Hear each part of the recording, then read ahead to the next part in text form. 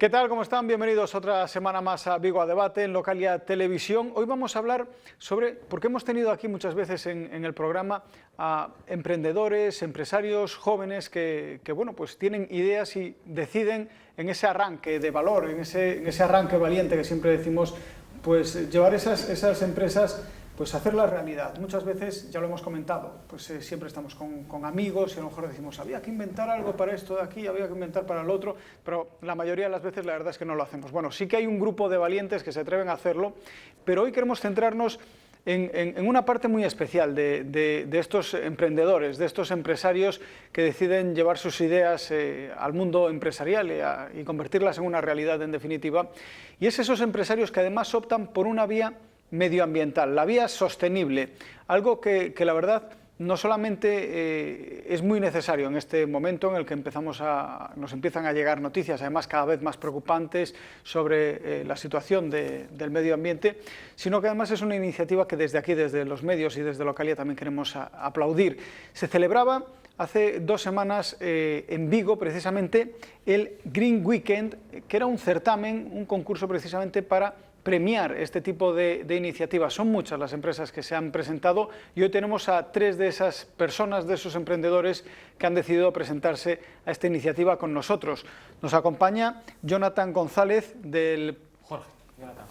Jonathan Jorge, del Proyecto SAER, disculpa, Nada, Jonathan. ¿Qué tal? Encantado. Encantado. Nos acompaña también Jesús González, ahora sí, del Proyecto Evento Green. ¿Qué tal, Jesús? ¿Cómo estás? Buenas tardes. Y nos acompaña Arturo Gutiérrez de DLC Boot, que es además el ganador de esta convención de Green Weekend, y hacéis bolsos de madera. Sí. ¿Es correcto? Explícanos un poquito. Es correcto. Porque... Bueno, hacemos muchas cosas en madera, ¿no? O sea, hacemos pues desde productos nuevos hasta muebles que cogemos, le damos una segunda vida, los volvemos a diseñar y hacemos cosas así. Lo que hemos presentado aquí en Green Weekend pues son los bolsos de madera. Estamos en Galicia y estamos todos muy relacionados con el mundo de la moda y cosas así. Y pensamos que los bolsos eran un buen producto, ¿no? Eso hace más peligroso todavía llevarse un bolsazo hoy en día, ¿no? Sí. Este tipo de bolsos de madera y esto todavía. Sí. Bueno, Jonathan, cuéntanos, ¿qué proyecto habéis llevado vosotros a esta iniciativa, a este Green Weekend? Bueno, pues gracias a Green Weekend nació SAER, que es una entidad de servicios de asistencia energética renovable, y la idea primordial estriba en una asistencia técnica que faculte un estudio previo de las mejores opciones de renovables en calor y en refrigeración de todas las distribuidoras que existen a nivel provincial y encauzarlo con el cliente final, que entendemos que la mejor opción es la administración pública, que está más sensibilizada con estas dinámicas y la legislación que le sigue detrás, y potenciar el mejor producto al mejor precio, con un apoyo técnico que muchas de estas pequeñas entidades pues no pueden disponer de ello, ¿no? O sea, es decir, hacéis, digamos, análisis de empresas, en este caso distribuidoras, ¿no?, para saber si son eficientes desde el punto de vista medioambiental. Sí, una prospección de mercado local y facultar la mejor opción para el cliente. ¿Habéis hecho algún sondeo inicial? Hemos ¿Tenéis algunos trabajado... datos? ¿Los tenemos que preocupar mucho, poco, regular? Bueno, la verdad es que... Despreocuparnos, ya ves que esa opción la he descartado, ¿eh? La de despreocuparnos, esa está descartada completamente. No, queda mucho por mejorar en la sensibilización, sobre todo porque este tipo de tecnología es más eficiente también económicamente, pero supone a veces un desembolso inicial un poco más elevado que las tecnologías convencionales. Pero también queremos facultar medios de financiación, como puede ser el renting o el leasing, y dar esa opción directa para ya estipular ese tipo de tecnología. Enseguida entraremos más en profundidad porque has tocado un punto que yo creo que es clave, el concepto rentabilidad, si puede ir unido o no al concepto medioambiental. Vamos a verlo ahora, pero antes queremos también conocer el proyecto Evento Green. ¿En qué consiste? Sí, bueno, el proyecto Evento Green nace, bueno, primero yo llevo trabajando como consultor de sostenibilidad casi 10 años y bueno, he detectado un posible nicho de mercado y un sector en el que el medio ambiente y la sostenibilidad todavía no está patente, y es el sector de los eventos, que bueno, considero que es una plataforma de sensibilización y difusión ambiental y social como ninguna, que puede atraer a miles de personas y en donde se genera una serie de impactos tanto ambientales como sociales, en muchos casos negativos, que hay que paliar. ¿Y os habéis encontrado un panorama muy negro? Te hago un poco la misma pregunta que le hacía a Jonathan. Bueno, Sobre todo en estos 10 años que dices que llevas trabajando un poco en... sí, bueno, cuando yo comencé en el sector, ¿Estaba todo lo peor contrario, todavía o estaba mejor? muy bien, estaba muy ¿Estaba bien, muy había bien? muchísimo trabajo, sí, pero ya desde hace unos 5 años decayó mucho. También en parte porque todo dependía mucho de la administración pública, entonces con el tema de la crisis se ha recortado bastante en el sector de ambiental. Y específicamente en el sector de los eventos es algo que está comenzando en el resto de Europa y en Norteamérica, y en España en estos momentos estamos demasiado verdes. Sí, bueno, pero verdes no desde el punto de vista No medioambiental. desde el punto de vista sino- medioambiental, no, sino que hay mucho por donde avanzar en este ámbito. Bueno, yo creo que ese es un punto en el que coincidimos todos. Nos queda todavía muchísimo y en ese aspecto yo creo que sí que es interesante por eso este tipo de iniciativas empresariales medioambientales. Habéis dicho algunos conceptos como por ejemplo un nicho de mercado. Yo creo que más que un nicho de mercado aquí lo que hay es un mundo entero de mercado todavía por desarrollar porque hay mucho que arreglar, ¿no? Hay mucho que hacer. Y ya abrimos la mesa para que podáis ya interactuar todos también entre vosotros y le planteaba yo a Jonathan antes, por ejemplo, vamos a empezar por ahí, si os parece. ¿Es rentable hacer una empresa orientada a la sostenibilidad medioambiental? Bueno, la idea es que sea rentable, lógicamente, porque al fin y al cabo pues no debe ser un negocio. Pero a día de hoy, claro, ¿lo es rentable. ¿O esto es una apuesta de futuro? Suele tener más costes, o sea, intentar hacer algo que sea más pues, respetable con el medio siempre tiene pues, algún coste más. La idea es que, pues, igual que tienes esa parte, me refiero, tienes que ayudarte también de la parte medioambiental precisamente, ¿no? También tiene otros aspectos positivos, como la imagen de las cosas, ¿no? claro. Apelar a la conciencia colectiva que tiene que cambiar. Que es muy importante, claro. Pero puedes trasladarlo directamente al mundo empresarial. Yo creo que hay dos maneras, ¿no?, de conjugar este tipo de sostenibilidad con ahorro, ¿no? Primeramente es eso, en la minimización de costes muchas veces, ¿no?, que supone este tipo dependiendo del sector, pero esta gestión sostenible, al fin y al cabo, consigues seguramente ahorrar en costes, y luego hay una parte también de reputación muy importante que también te eleva en tus posibilidades de, tocando cualquier tipo de sector, de comercio, de lo que sea, potenciar tus habilidades y sobre todo la diferenciación con tu competencia directa, ¿no? Bueno, la reputación además porque seguramente si una empresa puede permitirse invertir en sostenibilidad, seguramente es que también has superado esos recortes de los que hablaba Jesús antes también. Sí, ¿no? yo más que nada invertir no creo que sea la palabra exacta. Yo creo que toda empresa sostenible puede serlo más o menos, pero en los próximos años, ya desde hace unos pocos, cada vez es más obligatorio, la legislación es más exigente con el tema de la sostenibilidad, medio ambiente y tema social. Y yo creo que ya no queda otra, no hay vuelta atrás. Las empresas que a partir de ahora crezcan y tengan un crecimiento estable y perduren en el tiempo van a ser aquellas que tengan un valor social y ambiental, aparte de, por supuesto, lo económico, pero va a ir implícito. Ahora las empresas que queden serán las que tengan esos 3 valores añadidos que en estos momentos no estaban siendo así. No es poco decir eso, No es poco decir, pero no es poco decir, ojalá, y de hecho ojalá que sea así, pero a día de hoy las empresas tienen en primer lugar pues el interés económico, ese es el primer factor que tiene que sostener una empresa a día de hoy, y luego todo lo demás, si el primer factor lo permite, vendrá todo lo demás, ¿no? Yo no sé eso también qué panorama nos deja por delante. Claro, lógicamente las empresas van a lo que es más rentable. Y lo que es más rentable, pues normalmente es no cumplir pues con estos requisitos, no irte por ahí. Pero bueno, la idea es que cada vez se tienda más a eso y que haya una conciencia mayor y que la gente, bueno, pues pueda... ¿Y la administración hace suficiente? La administración, yo creo que hace un gran esfuerzo en potenciar la comunicación, pero no en autoaplicarse las obligaciones o al menos las voluntariedades exigentes, ¿no? Tanto a nivel institucional como también privado, pues todo el mundo se adhiere a yo soy muy verde, ¿no? O somos todos aquí muy ecologistas, que está mal dicho, bueno, pero se suele usar esa expresión. Y realmente implicarse directamente cuesta más. También, ya digo, se está haciendo, ¿no? A través también está saliendo ahora la contratación pública verde, cada vez más... la contratación pública verde. Efectivamente. Es un concepto, la verdad es que como todo viene de Europa, y se está trabajando aplicar tipologías y criterios en la contratación pública, ¿no?, de determinados servicios con innovación y garantía de sostenibilidad como una especie de competencia en relación a las demás empresas que puedan intentar obtener ese tipo ¿Y de... eso os consta que se está haciendo aquí en Sí, España, eso en Galicia está... incluso, sí? Sí, mucha administración pública y empresa privada está haciendo desde hace muchos años. Unos requisitos de la ISO 14001, que no son requisitos obligatorios, pero que promocionan tu sistema de gestión ambiental, es eso, que a la hora de contratación, pues tus proveedores, si tienen un sistema de gestión ambiental implantado, pues tienen una puntuación sobre otros, ¿no? Entonces, a eso, entre otras cosas, eso se refiere con la de contratación pública verde. Es decir, que el hecho de plantear conocimientos o un background sostenible sume puntos, ¿no?, sobre otras personas que puedan no tener ese concepto, esa idea. Oye, y cuando os planteáis este tipo de iniciativas, ¿cómo surge esto? ¿Cómo nace lo de tirar hacia aquí? ¿Cómo visteis vosotros este nicho de mercado, que ya he dicho que de nicho no tiene casi nada?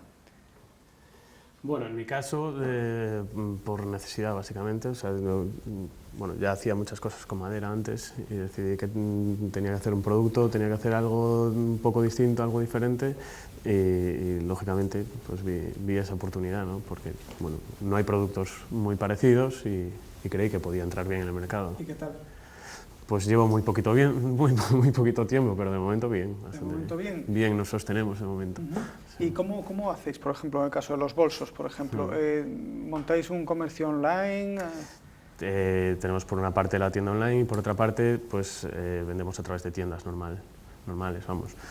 En la medida de lo posible intentamos vender en unas tiendas que se ven mucho ahora que se llama Concept Store, que es de productos así, pues un poco, pues suelen ser hechos con madera, las tiendas también están muy trabajadas en interior y bueno, tienen productos así bastante pensados, unidades bastante limitadas, cosas de este tipo. Seguramente cuando muchas de las personas que nos están viendo desde sus casas, antes de este espacio, les hablaban sobre una empresa medioambientalmente sostenible, una empresa verde, como la estamos llamando, seguramente pensaban en algo más tendente a lo que tú nos estás explicando, sí. Reciclaje, materiales primas naturales, etcétera, que en un proyecto como puede ser un software, por ejemplo, para gestionar y tratar de recortar pues, emisiones de CO2 de una factoría, por ejemplo, se me ocurre, o aminorar pues, el gasto en electricidad de una empresa, en todo esto, ¿no? Pero yo creo que seguramente la tendencia es más esa que la tuya, ¿no, Arturo? Y seguramente la idea es más, y las empresas están tendiendo más hacia ese lado que hacia el otro. Hombre, lógicamente las empresas grandes tienen que tender más hacia ese tipo de cosas. Lo mío, digamos, es un poco más una visión pues, de un emprendedor que crea un producto solo, ¿no? Que hace... Mezcla medio ambiente y artesanía. Claro, ¿no? Efectivamente. Nace sí. además de la artesanía, yo creo. De todas formas, creo que se está produciendo un retorno, ¿no? Otra vez a esa tipología de productos que fomentan un poco más el buen hacer de la artesanía, ¿no? Como en antaño, y se está facultando pues, con materiales ecológicos, sí, como se hacían anteriormente, y todo ese tipo de productos. Y realmente puede funcionar también ese tipo de comercialización, ¿no? ¿Coincides, Jesús? Sí, por supuesto. Ahora mismo que en el mundo de la moda en el que se está moviendo Arturo, las personas que consumen cada vez buscan productos más exclusivos, ¿no? Él hace unos bolsos en ese sentido reciclables, reutilizados, ¿no? Y que muy poca gente, en principio, aunque su teoría es expandirlo al máximo posible, ¿no? Lo que pretende, pero esa exclusividad sí que la quiere el cliente, ¿no? Y si aún encima le estás diciendo que es algo sostenible, que no dañas el medio ambiente, tal, pues el cliente mucho más orgulloso, ¿no? Hemos mejorado en ese aspecto. Entonces, a nivel de conciencia, hablábamos antes, por ejemplo, de la necesidad para que todas estas empresas funcionen, de que haya una conciencia colectiva más responsable medioambientalmente. ¿Consideráis que es así? Bueno, entiendo que esto es un proceso, que todavía estamos en algún punto del camino, que no hemos llegado hasta el final. Lógicamente no hay más que salir a la calle para verlo, desde luego vivir en el mundo en el que vivimos, pero ¿en qué punto del camino nos encontramos?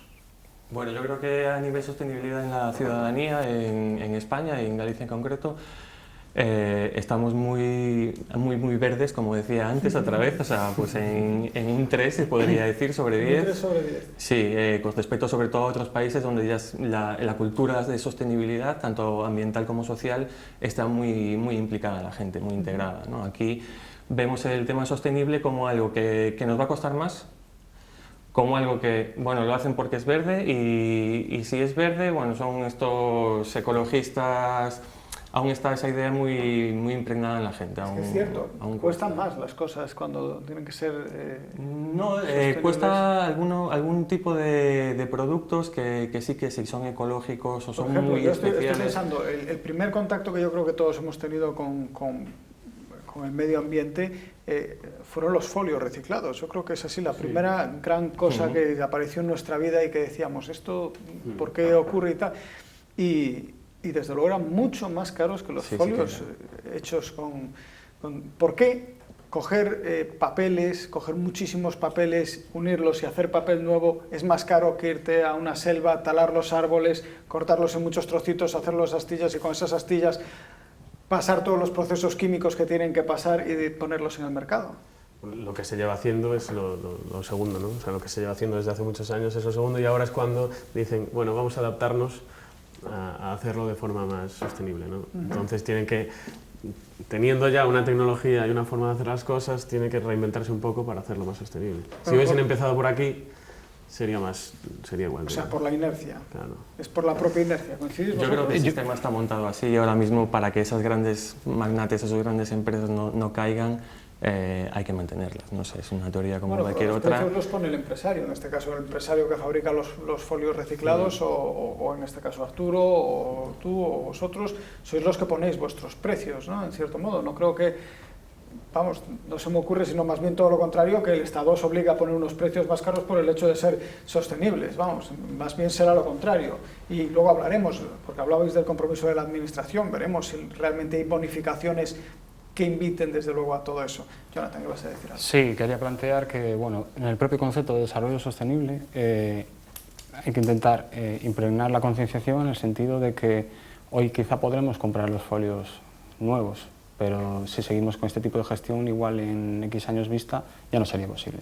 Entonces es muy importante conjugarlo con la parte económica, pero sabiendo que este nivel de consumo directo pues no se va a poder ser gestionable y económicamente tampoco en un futuro se verá como este tipo de producción también se verá abocada a subir los precios y a cambiar totalmente de modelo. Y si no empieza a cambiar de modelo ya, estas empresas acaban quebrando.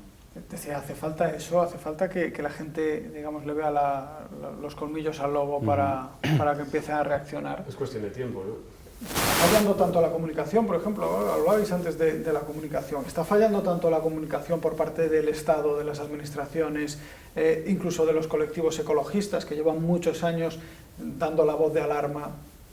Estoy acordándome, por ejemplo, de cuando Mariano Rajoy, que ahora es el presidente del gobierno, no lo era entonces, decía que lo del cambio climático que no existía y que tenía un primo que sabía mucho de esto y que se lo había dicho, ¿os acordáis? Bueno, ese tipo de mensajes desde luego no ayudan en absoluto a conseguir luchar contra algo que es una realidad palpable y que yo creo que vamos, y hoy además con los medios tecnológicos que tenemos es muy fácil saberlo, ¿no?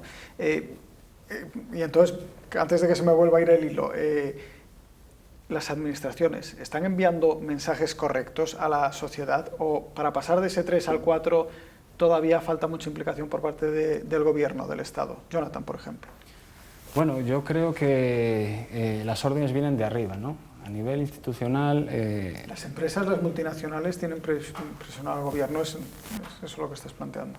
Sí, en ese sentido también tiene un campo operativo y de presión sobre la administración, pero sobre todo se va a hacer, y yo creo que bueno, se están dando pautas positivas en ese sentido, a nivel europeo, y entonces pues España intenta gestionar y implantar las directivas que se vienen posicionando en ese sentido. Campos que nazcan en nuestro país, pues estamos más limitados en ese sentido, pero creo que sí que hace 10 años para aquí sí que hubo un cambio importante y igual pues También hubo un pequeño socavón con la crisis, ¿no?, financiera, pues no ayuda, o sí, ¿no? A veces faculta también, como en este caso, ¿no?, bueno, eventos como los nuestros. Siempre es una oportunidad para cambiar.